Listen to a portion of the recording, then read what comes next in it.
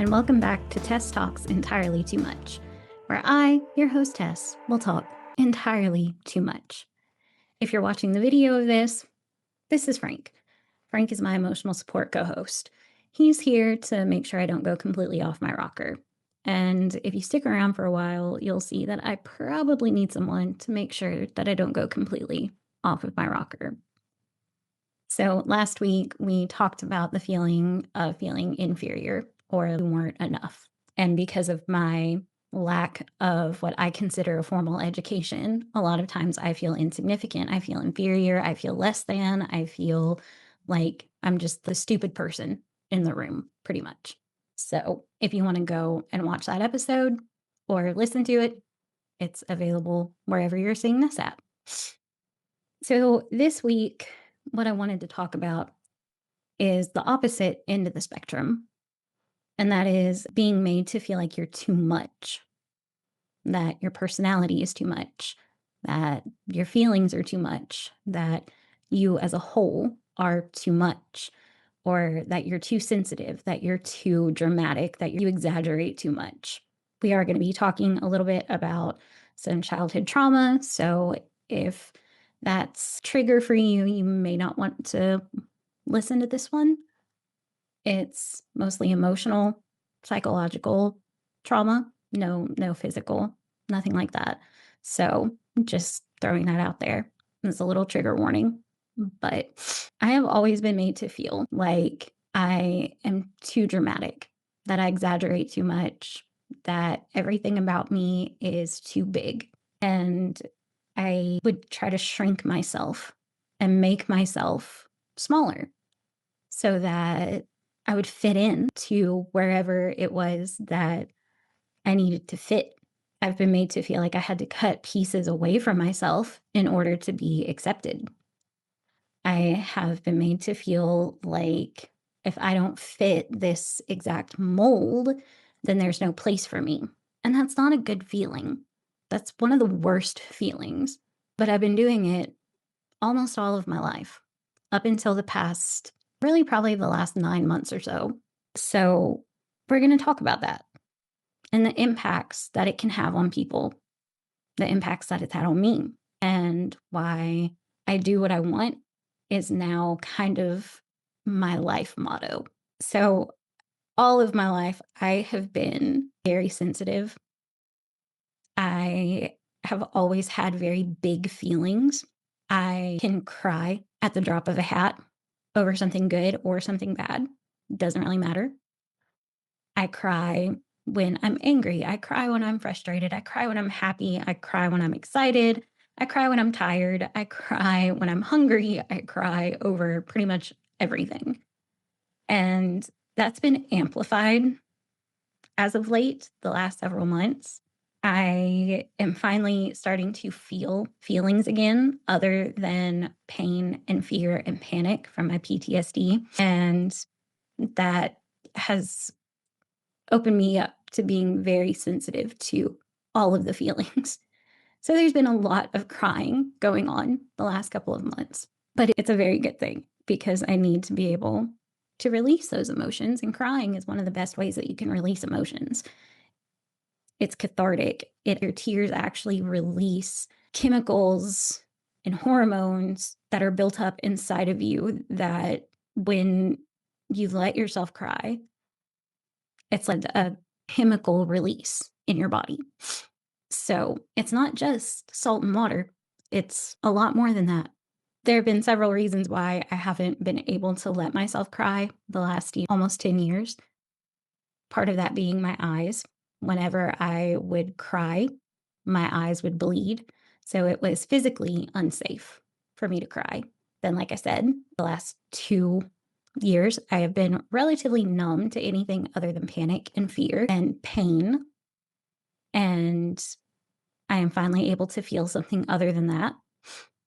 And then another thing is that I have been told every time I would cry, oh, no, don't cry. It's okay. Not in a condescending way, but like crying is bad. You shouldn't cry. Be happy. Just be happy. And sometimes I just want to fucking cry. So I started to feel like crying wasn't emotionally safe. So I stopped. And after almost a decade of stifling all of that emotion, it's no wonder that I'm crying over everything now, from concerts to almost setting the kitchen on fire to birds on my front porch. It doesn't matter. Anything that overwhelms me with emotion, whether it's good or bad, I'm crying over it. But I am still a very sensitive person. So I also grew up, I wasn't a theater kid in the sense that I was part of the theater. I wasn't in acting classes. I did take one semester of acting in college, and that was a lot of fun. And I was in a couple of plays in college, but I wasn't a high school theater kid or anything like that. I was an emo kid, but I grew up watching musicals and plays and musical theater and reading books and poetry and all of these things that take feelings and expression and make them big. So to me, it's no wonder that I have always been very expressive, very emotive, very, if I'm feeling happy, then I'm going to be bouncing up and down. If I am feeling sad, I'm going to be sitting somewhere crying my eyes out, is me kind of thing. But it's all an expression. And even when it comes to writing and everything, and like I said in the last episode, I absolutely love writing. I love writing stories, but I also love writing poetry. And the simplest things can spark a poem in my head. Just like that. I was scrolling through Instagram. This has been several months ago now. I was scrolling through Instagram and I found this. I saw this ad for business that was called Little Rooms or something like that. And they make jewelry. And in the ad, there was a ring that had a plague doctor on it. And obviously, I have a thing for plague doctors. But the name of the ring was called Dark Remedy. And just immediately after seeing the name Dark Remedy, it wasn't a poem, it was a song, but I just started writing. And it's, you're like heroin, you're like medicine. You make me so high, I don't want to touch the ground again. You're, oh, I can't remember all of it, but just saying, you're my dark remedy. You make me feel all of these things. You make me feel so high and so elated and so just floating in the air. You fix the brokenness, you mend the broken pieces, you mend the hurt, you mend the pain, but you come with a cost. So you're a dark remedy. And I wrote an entire song about it off of the name of a ring. So if you see me posting on Instagram song lyrics or poems or anything like that, don't take it personally because more than likely you have to do with it. Just absolutely nothing to do with it. My mind will come up with whatever over whatever. Doesn't matter what it is.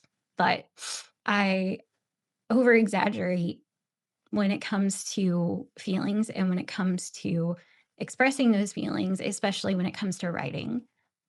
And always been told that I'm too dramatic and that I over exaggerate and that I'm too sensitive. And a lot of that stems from my father and having a reaction to something as a child, especially if you think about Disney movies and Disney princesses, and you think about how anytime something would happen, anytime Cinderella, whenever the evil stepmother says she can't go to the ball, what does Cinderella do? She runs to her room, she closes the door, and she throws herself across the bed and just starts weeping. And then that's whenever the mice come and try to help her make her dress and everything, and then the fairy godmother and all that crap. So there were so many times whenever I would do something like that because I saw it in a movie or in a play or read it in a book. And it's like, That's how I learned how to express those emotions. And a lot of kids are like that. My nieces and nephews, for such a long time, they loved the show PJ Masks, and they absolutely loved it. But they had to stop watching it because they started saying things and acting like some of the characters in the show, and it wasn't nice. And so my sister and brother-in-law decided we're going to eliminate the source that they're learning this behavior from because it's not good behavior. Now that they're a little bit older, they could probably watch it and it not be a big thing. They would know, oh, we're not supposed to do that. But as they were younger, and it's all part of the learning process, it's part of the teaching process with kids. You have to teach kids how to express their emotions, how it's safe to express their emotions, and how to feel things in a proper way. And I didn't get that growing up. I was always made to feel like my feelings were insignificant, at least coming from my dad. My mom was always so good. She didn't really know how to regulate herself. And so I didn't learn how to regulate myself until I was much older. But she always let us express how we felt and express ourselves. Whereas with my dad, it was always, you are way too excited about this. You are way too happy about this. You are way too upset about this. You are way too whatever about this. I remember one time I was making brownies, and not to brag, but I can make a kick-ass batch of brownies. Give me the little Walmart brand dollar baggie of brownie mix, and I will make you think that you are eating it from a 5-star restaurant. Just facts. I am a really good brownie maker. And no, I'm not going to make everybody brownies now. So don't even ask unless if you want to pay for them. And I charge $30 a pan. I'm kidding. I am not selling brownies. That's too much work. But I was making these brownies, and my parents had gotten back together. We were all living in the same house. My dad and I did not have any kind of relationship at the time, but I had a friend over, and I was making these brownies, and I was like, these are going to be the best brownies that you've ever had. I make the absolute best brownies. They are so good. You're going to love them. They are literally the best brownies ever. And my dad overheard that, and he was like, wow, Tess, brag much? I'm not bragging. I'm not saying it in a bragging kind of way. I'm proud of my brownies. But I was made to feel like because I was proud of my brownies, that I was bragging about my brownies, and that was a bad thing, and therefore too much. And that stuck with me. And I have struggled with making brownies ever since then.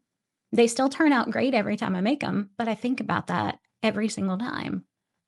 And I wonder, are my brownies really the best brownies ever? Just because I think they are doesn't mean they actually are. They're the best brownies for me, but doesn't mean that everybody else is going to like them. Everyone I've made my brownies for absolutely loves them. So they must be decent at least, right? But see, that right there, that is a prime example. That one comment has stuck in my mind and has made me doubt everything about my brownies. Something so simple as a pan of brownies. It's absolutely ridiculous. So it was made into something that it never should have been made into. It was a comment that never should have been made. It was something that was said that scarred me in so many ways. And I'm living with that still as an adult, all because my dad said, wow, Tess, brag much? Wow, dad, asshole much? Oh, mercy. There were just so many little moments like that, though, that I remember from my childhood and teenage years where my dad would say things and they would just really impact how I saw myself. And they would make me feel small. They would make me feel bad about myself. And I guess that goes more into the feeling inferior and insignificant. But there were just so many situations where I remember being a kid and I was really little. I was probably 5 or 6 years old, and it was winter. Me and my sister shared a bedroom. And the way that our house was set up was there was this octagon hallway. And on one side was my brother's room. There was a bathroom in the middle, and then mine and my sister's room was on the right side of the hallway. And in the center of the hallway, because it was cold, we had a kerosene heater.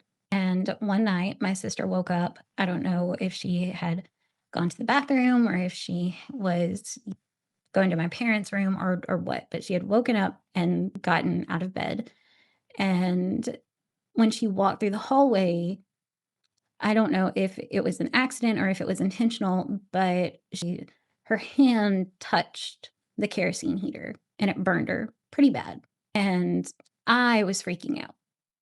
I was absolutely freaking out because this was my little sister. I didn't want her to be hurt. And I started crying and I was panicking. And while my mom was taking care of my sister and trying to figure out they need to take her to the hospital, did what needed to happen. It wasn't that bad. Thank goodness. It could have been a whole lot worse. She blistered a little bit, but her hand wasn't on the kerosene heater long enough for it to do severe damage or anything like that. But I was still crying. I was still feeling those feelings. Again, I was a little kid. I had big feelings. And understandably, I was scared for my sister. And I was laying in my bed, and my dad was standing out in the hallway. And the hallway light was on, but my bedroom light was off. And he was talking to me. And he said he was trying to tell me that my sister was going to be okay. It was all good. Everything was okay. All that stuff. He was trying to console me. And I could see him because the hallway light was on, but he couldn't really see me because the bedroom light was off. And I didn't verbally respond to what he was saying. He had said, she's going to be okay. All right. And so I nodded my head. Okay. But I didn't say anything. And he got so pissed off about that. And he threw up his hands and said, these damn kids think I'm an idiot. And that immediately made me feel horrible, even more so than what I was already feeling, because I didn't think that he was an idiot. Not at that time, at least. I do now, but not back then. And I didn't want him to think that I thought that he was an idiot. I was nodding my head. Yes, you say she's going to be okay. I believe you. She's going to be okay. I believe you. But he couldn't see that I was nodding my head, and he didn't ask for a verbal response. And so that has stuck with me. That memory is so clear in my mind. And I don't know if it's because he said these damn kids. We didn't really hear a lot of cussing growing up. So whenever we did, it was very foreign. But I knew that the way that he was saying it wasn't in a good way. And so that made me feel like my reaction to my sister getting hurt was too much. It was too big. And I needed to shrink my feelings. As an adult, I can look back at that and see and understand he couldn't see me nodding my head. That doesn't mean that he should have said what he said, but he couldn't see me nodding my head. And I didn't understand that as a kid. Now I understand that. He couldn't see it because the bedroom light was off. I could see him, but he couldn't really see me. There were several other situations. Another trigger warning here. When I was a teenager, I was essayed by someone. And whenever my parents found out about it, essentially my dad called me a slut. It was my fault because I was wearing the Daisy Duke shorts and tank tops. So I was a slut because I dressed the way that I did. And this thing happened to me. And that made me feel like I needed to shrink even more because it was too much of me. I was showing too much of myself, visibly showing too much of my skin. Too much was happening to my body against my will. And that's not something, listen, if you're a dad and you're watching this and you have daughters and something, if God forbid something like that happens to your daughter, do not, even if they were walking around naked, don't ever say anything like that to them. Just don't do it, because that is going to make them feel like they have zero self-worth. That is going to make them feel like any type of love that you have for them is gone. It is going to make them feel just absolutely worthless. They don't even matter. If you are a dad and you have daughters, treat them like they are freaking royalty. Just, it shouldn't be that hard. Even if they have big personalities, even if they have a dramatic side, even if they over exaggerate, even if they are theatrical, even if they do brag about their brownies, you need to look at them and you need to see them as a whole person, and you need to be able to love every single piece of them. They're not bad because they're dramatic. They're not bad because they over exaggerate. They're not bad because they're theatrical.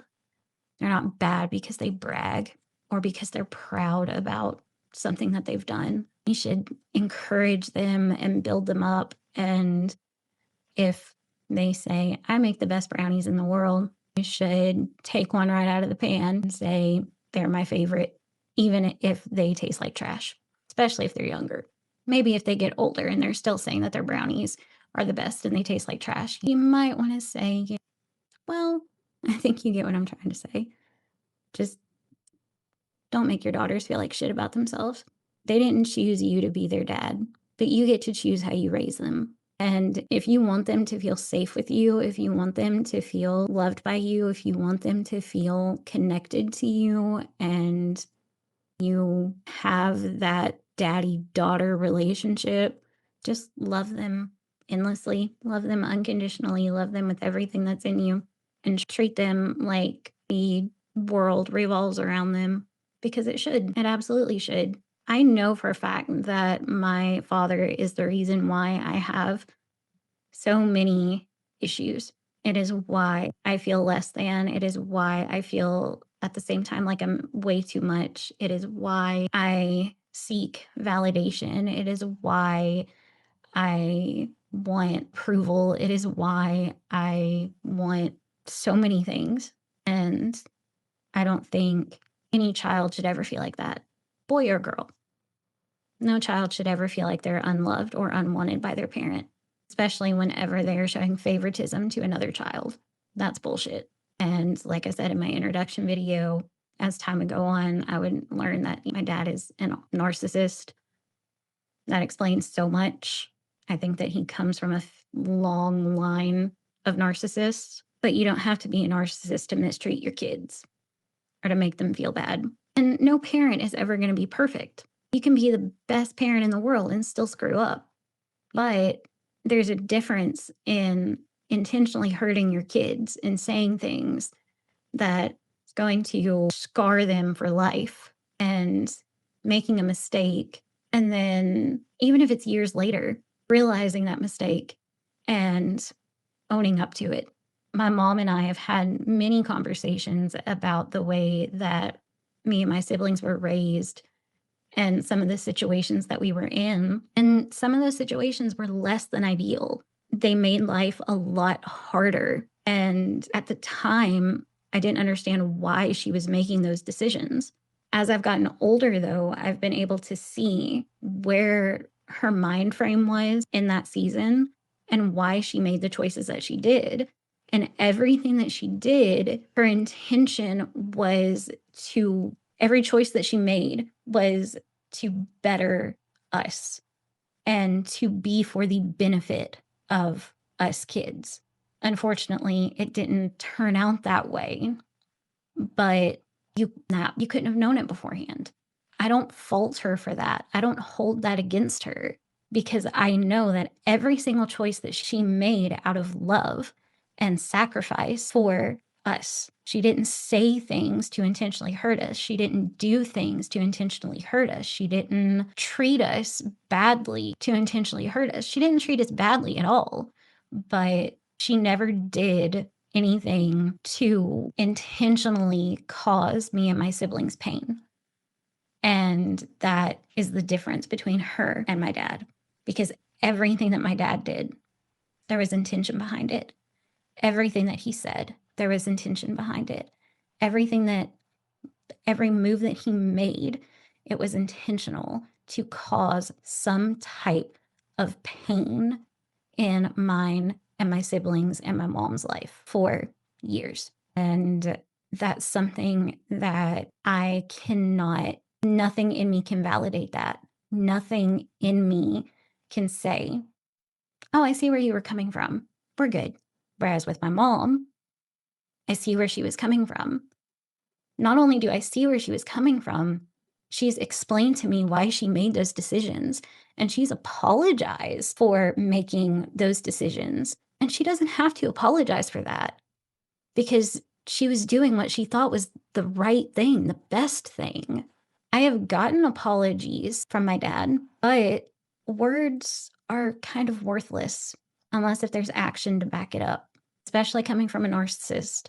If you tell someone, I'm so sorry, but then there's no change, there's no action being taken to show that, are you even really sorry? I am the type of person, because of my dad, you can tell me something as many times as you want to, and I might believe it, but the only way that I'm really going to believe it is if your actions line up with your words. And then if your actions start to not reflect the words that you're saying to me, I'm out, because I know what it's like to be told, I love you, I'm sorry, I want to have a relationship with you, I want to fix things with you, and then have nothing happen. I know what it's like to be told, I want to see you, I want to spend time with you, I want to talk to you, but then have plans canceled because a date is more important than your daughter. I know what it's like to hear your dad say that you're a slut. I know what it's like to hear your dad say, we're going to have a lot of fun with your insurance money when you die from your diabetes, because he said that to me. And that actually probably really plays into my fear of diabetes killing me. And the apologies that I've gotten have been so blanketed. There's no specifics. There's no, I am so sorry for the fact that I called you a slut. I am so sorry about that comment that I made at the doctor's office about having fun with your insurance money after you died. I am so sorry that I got angry because the church that we were going to required you to wear a dress or a skirt instead of jeans like you were used to at your old church. And the only skirt that you had was one that was too small and too short. I should have taken you to buy something that actually fit you. I'm sorry that I ignored you, that I neglected you, that I didn't try to talk to you, that I didn't try to do anything. There's been none of that. There's been absolutely none of that. It has all been, I'm sorry, period. I wish that we could fix things, period. I want a relationship with you, period. What are you sorry for? What do you want to fix? What kind of relationship do you want to have? I need to know these things. I know what you did, but do you know what you did hurt me that needs an apology? I know what I need from you to rebuild trust, but do you know what you need to do to rebuild trust in this relationship? I know what kind of relationship I'd be comfortable with, but what do you think that I would like? And because I have those boundaries, because I do not speak to my father, because I've cut him off in his words, I'm the bad guy. I'm the one that is the problem. I'm the one that has the issues. I'm the one that needs to apologize. I'm the one that tore the family apart. And I know that that's not true. I know damn well that's not true. But if you ask him, that's how it is. That's the way that it is. He will not take any responsibility for any of it. And That's not fair on me because I'm sure as hell not taking responsibility for it. And I've never taken, well, after I was 13, I quit taking responsibility for it because I knew it wasn't my fault. I knew that I had done nothing to deserve to be treated the way that he treated me. And the way that he treated me made me feel like if I was quiet and meek and good and obedient and didn't ask questions and just kept my nose to the ground, then we wouldn't have a problem. But the problem in that is that I am not that kind of person. And to expect someone to be that kind of person when that's not their personality, that's not fair. That's not okay. You can't just expect someone to be somebody completely different because you want them to be. And after fighting myself for so long, I finally don't feel like I'm small anymore. And I might be too much for some people.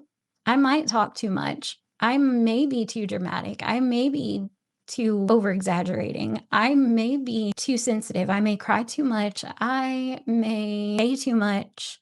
I may share too much. I may post too much. I may drink too much coffee. I may drink too much Pepsi Zero. I may eat too many cookies in one sitting. I may drive too fast. I may listen to my music too loud. I may wear too much makeup. I may be too morbid and too weird. I may be too dark, too spooky. I may be too anti-political. I may be too against societal norms. I may be too goth. I may be too shy. I may be too quiet. I may be too reserved. I may be too out there. I may be too anything. I may be entirely too much for some people, but I know damn well that to the right people, I am everything that I need to be without question. I am not too much for them. I am not lacking for them. And I never had to change who I was for them. And the fact that I have changed over the last several years into the person that I am today, the people who are still in my circle, the people who are still beside me, who have my back and have supported me over the last several years, those are the people that I know that I'm not too much for. The people who have struggled with my change, the people who have deleted me off social media, the people who have said that I just need the light of Jesus, which I still have, by the way, the people who have questioned everything about me, I don't need them in my life because they're going to try to make me be less than what I am. They're going to try to tell me that I'm too much. And I'm not saying that I am like going to be wild and crazy and cause a scene and all that kind of stuff. I am simply talking about being the person that I am and being comfortable being that person and being happy in being that person. I still know when I need to be professional. I still know when I need to make a lobotomy joke or not, when it's appropriate to do something like that. I still know when I need to turn my scary, screaming music down. I still know when certain things are appropriate and when they're not. I still know that not every situation is the right situation to show up looking like this. I know that. And I'm not trying to say that if the entire world cannot accept me exactly as this, then they can go fuck themselves. That's not at all what I'm saying. What I'm saying is that at my core, this is who I am. And at my core, this is still this is too much for people. And if this is too much for you, then please see yourself out because I'm not too much. I'm not. I'm still figuring out things that I should have figured out a really long time ago. I'm still learning how to regulate my emotions. I'm still learning self control. I'm still learning how to navigate difficult situations. I'm still learning feeling and processing and healing and all of the things. But that's part of the journey that I'm on. And everything that I'm doing is to better myself and make myself the best version of me possibly, physically, mentally, emotionally, in all of the ways. I am trying to be the very best version of me that I can be. But that doesn't mean that I have to take anything away from myself. And everything that I am today, every personality trait, every article of clothing, every song that I listen to, those things are things that I picked up and I said, I want this. Oh, I want this one. Yeah, that one down there. I'm going to pick that up too because I wanted to rebuild myself into who I wanted to be, not who I had ever been made to feel like I should be, not into who society said I should be, not even to who the church said that I should be. This is me. All of this, the intensity, the emotional breakdowns, the tears, the outbursts, the learning, the grieving, the depressed days, the happy days, the black lips, the bloody choker, the plague doctors, Art the freaking clown, unevenly winged eyeliner, purple hair, all of the creepy art shit that I do, all of the tattoos, all of the piercings, all of the black, all of the vaping. It's all part of who I am. And to the right people, it's not too much. And to the right people, you are not too much. And if anybody is making you feel like you are too much or not enough, no matter who they are, you need to show them the door. Because if they can't look at you and see all of you and see all of your chaos and all of your mess and everything and still not see what you bring to the table, they don't deserve you. They don't. And that's just a fact, baby. You deserve to be loved unconditionally. You deserve to be treated like you are worth all of the money in the world, the most precious gem known to mankind. You deserve to have your moments of happiness be seen and be celebrated. You deserve you deserve everything good, especially if you've walked through hell and made it out on the other side. You deserve to be seen and seen as every single thing that you are. I said it last week, but you are absolute magic. And anyone who doesn't see that, they're blind. So again, you are not too much. You are not lacking in anything. You are everything that you are meant to be. And the people who are meant to be in your life, the people who are meant to walk alongside you, they won't ever ask you to change anything. They won't get mad at you for being who you are. They won't judge you for being who you are. They won't try to take anything away from you or make you feel small or make you feel like you can't or shouldn't do something because they'll know why that stuff means so much to you. They'll know why it's so important for you to do these things. They'll understand, even if they don't fully understand the reasoning behind it, they'll understand that this is what you need for whatever the reason is. And finding the people who get that, that's big. And I'm very blessed to have those people in my life. I'm very blessed. And I hope that you have those people in your life too. And if you don't, follow me on Instagram and I'll follow you back. And I will be one of those people. You won't ever be too much for me. And I will never try to make you feel like you're less than. But I think that's all I've got to say for this week.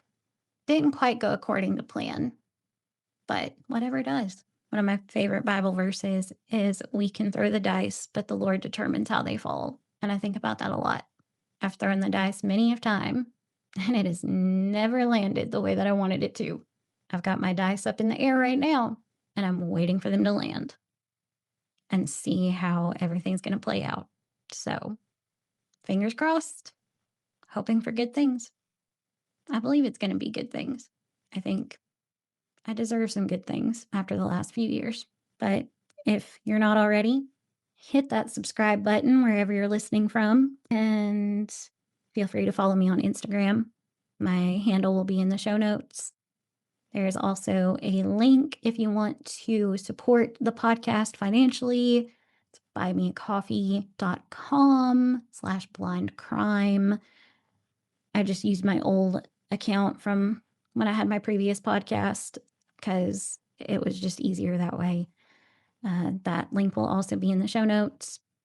Thank you guys so much for listening, for watching. I appreciate it. I love you guys. And until next week, enjoy the peace and quiet. I will see you guys in the next episode.